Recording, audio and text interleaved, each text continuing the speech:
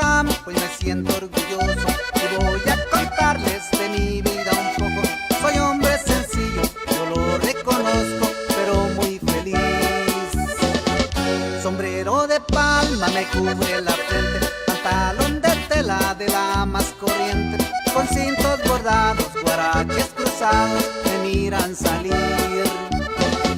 Y aunque en la pobreza crecí desde niño, pero de mi padre no faltó el cariño. Todos esos recuerdos los llevo guardados muy dentro de mí. Juntos recorrimos diversos caminos y en todo momento fuimos muy unidos, siempre trabajando en la vida, luchando para vivir.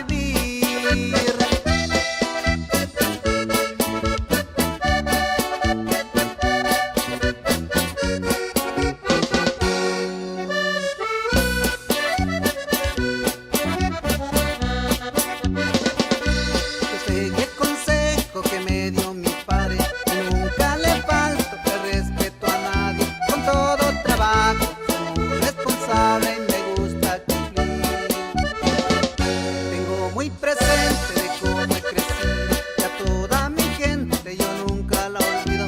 Si en algo les sirvo, soy un buen amigo y no es por presumir.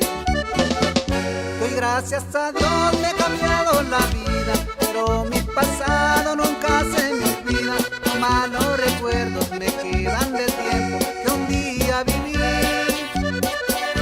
Hoy sigo en el rancho cuidando el ganado, que con tanto esfuerzo la vida me ha dado. No tengo riquezas, pero mi certeza es que sí soy feliz.